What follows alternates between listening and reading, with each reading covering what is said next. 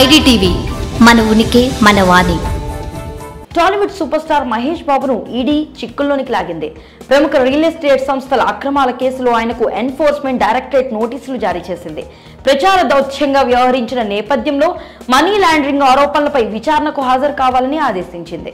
Tollywood super star Mahesh బాబుకు enforcement directorate నోటీసులు జారీ చేసింది.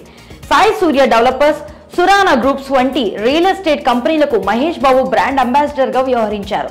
అయితే ఈ సంస్థలు తమ ప్రాజెక్టులను నిబంధనల మేరకు పూర్తి చేయలేకపోవడంతో వాటిపై మోసపూరిత కార్యకలాపాల ఆరోపణలతో ఈడీ విచారణ ప్రారంభించింది. కంపెనీల ప్రచారంలో భాగంగా మహేష్ బాబు నటించిన ప్రకటనల ప్రభావంతోనే ప్రజలు వాటిలో పెట్టుబడులు పెట్టారంటూ అధికారులు భావిస్తున్నారు. ఈ విచారణలో భాగంగా ఈడీ అధికారులు మహేష్ బాబుకు 5.9 కోట్ల రెమ్యునేషన్లు ఇచ్చినట్లుగా ఆధారాలు సేకరించారు. అందులో 2.5 కోట్లు మనీ లాండరింగ్ ద్వారా అక్రమంగా చెల్లించారని అనుమానిస్తున్నారు. దీంతో ఏప్రిల్ 28న విచారణకు హాజరు కావాలని మహేష్ బాబుకు ఈడీ నోటీసులు జారీ చేసింది.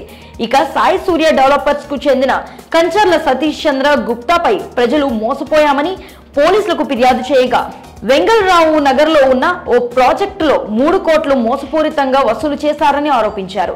ఈ కేసులో మనీ లాండరింగ్ కోణాన్ని దృష్టిలో ఉంచుకొని ఈడీ మరింత లోతుగా దర్యాప్తు చేపట్టింది. దీంతో మహేష్ బాబుతో పాటు సంబంధిత రియల్ ఎస్టేట్ కంపెనీలపై విచారణ వేగంగా కొనసాగుతుంది. ఈ విషయంపై మీ అభిప్రాయాన్ని కామెంట్ సెక్షన్ లో తెలియజేయండి. స్టోరీని లైక్ చేసి షేర్ చేయండి. మరిన్ని ఇంట్రెస్టింగ్ అప్డేట్స్ కోసం ఐడిటీవీని సబ్స్క్రైబ్ చేసుకోండి.